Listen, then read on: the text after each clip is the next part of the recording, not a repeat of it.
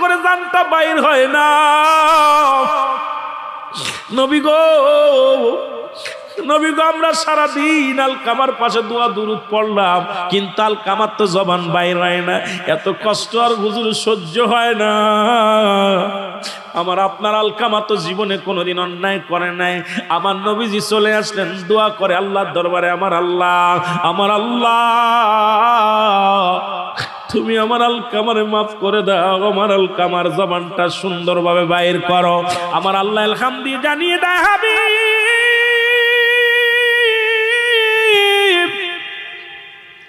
ওহির মাধ্যমে জানে জিবরিল দিয়া, নবী গো আপনার কি বলবো নবী গো, আপনার আলকামা নামাজ পড়তে, রোজা রাখতো, সবই ঠিক ছিল, কিন্তু মা জননীর সঙ্গে ব্যবহারটা ভালো করে নাই। জনম দুঃখিনী মা বড় কষ্ট পেয়েছি ইয়া রাসূলুল্লাহ, ইয়া হাবিবাল্লাহ, এই কারণে তার জবানটা বাইর হয় না।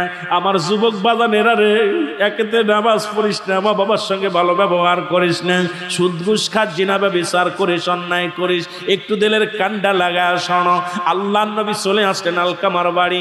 আলকামার বাড়ি এসে নবী সালাম দাও, আসসালামু আলাইকুম, এ বাড়ি আহলুল বাইত, ঘরের মধ্যে কেউ আসুনি, ঘরের ভিতর থেকে ওয়ালাইকুম আসসালাম। নবীজি ডাক দিয়ে কয়, মা গো, ও মা, তুমি ঘরের মধ্যে গো। আলকামার মা, আলকামার মা ডাক দিয়ে কয়, নবী গো আপনি আসছেন, আমার বাড়িতে আসছেন, আমার সন্তান আজ কয়টা দিন মৃত্যু যন্ত্রণায় পড়ে আছে, আমার সন্তান মৃত্যু হয় না, জানটা তার বাইর হয় না, জিহ্বা বাইর হয়ে গেছে, চোখ দুইটা তার বড় বড় হয়ে গেছে। আলকামার জীবনটা অনেক কষ্ট চলে রে।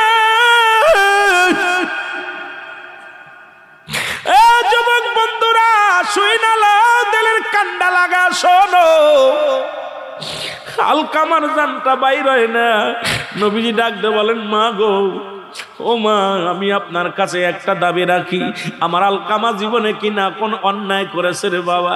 আলকামার মা কয়, নবী গো, আমার জানা মতে আমার আলকামা কোনোদিন নামাজ ছাড়ে নাই, আমার আলকামা কোনোদিন রোজা ছাড়ে নাই, আমার আলকামা কারোর সাথে দুর্ব্যবহার করে নাই, তবে একটা কষ্ট, আমার আলকামা সারা জীবন বোর পরামর্শ শুনতো, আমি মার কথা শুনতো না।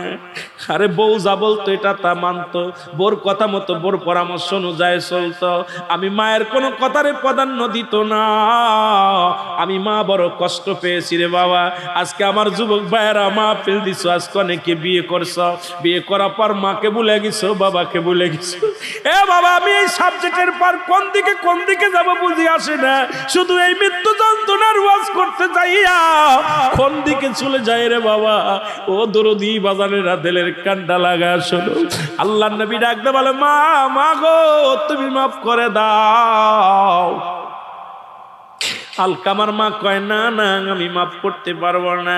আমি যখন ঘরের মধ্যে ডাক দিতাম, বিবির পরামর্শ অনুযায়ী চলতো, কিন্তু আমার কথায় প্রাধান্য দিত না। আমি জনম দুঃখিনী মা, আমার অন্তরের ভিতরে কষ্ট পেয়েছি। নবী কয়, সাহাবীরা রে, জলদি আয়, আমার আলকামা মারা পরে জাহান্নামে যাবে, কারণ আমার আলকামা মায়ের মনে কষ্ট দিয়া যদি দুনিয়া থেকে বিদায় হয়ে যায়, জাহান্নাম তার অবধারিত রে, দেরি করিস না। খড়িয়ানা হলো, খড়িয়ানিয়া চিতে সাজানো হলো, চিতা সাজা আলকামারে পুড়াইয়া দিবে। আলকামার দেহখানা নিয়া যখন আগুনের মধ্যে দিবে গো, আল্লাহর নবী কয়, মা গো, যেহেতু আপনার সন্তান আপনি মাফ করেন নাই, মাফ না করার কারণে আপনার ছেলে তো জাহান্নামে যাবে, মারা যাবে। মা গো, মারা যাওয়ার পর আল্লাহর জাহান্নামে পড়বে, এই দুনিয়ার মধ্যে আপনার সামনে তারে পুড়াইয়া দিই।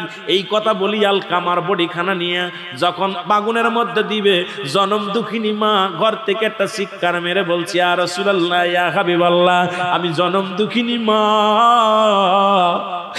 আমার সন্তানের এই কষ্ট আমি সহ্য করতে পারবো না, আমার সন্তানের আমি মাফ করে দিলাম। আর সঙ্গে সঙ্গে আলকামার জবান দিয়ে কালেমা বাইর হয়ে গেছে, লা ইলাহা ইল্লাল্লাহু। মুসলমান গভীর মনোযোগ, একটু দিলের কান্ডা লাগা শুই না নাও।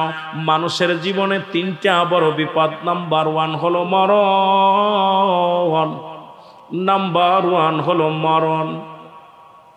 এই মরণের পেয়ালা পান করতে রবের মধ্যে কোনো সন্দেহ নাই রে। আমি শুরুতেই বলতেছিলাম বাবার লাশ সন্তানের কাঁধে, সন্তানের লাশ বাবার কাঁধে, মায়ের লাশ সন্তানের কাঁধে। আইরে নিষ্ঠুর পৃথিবী,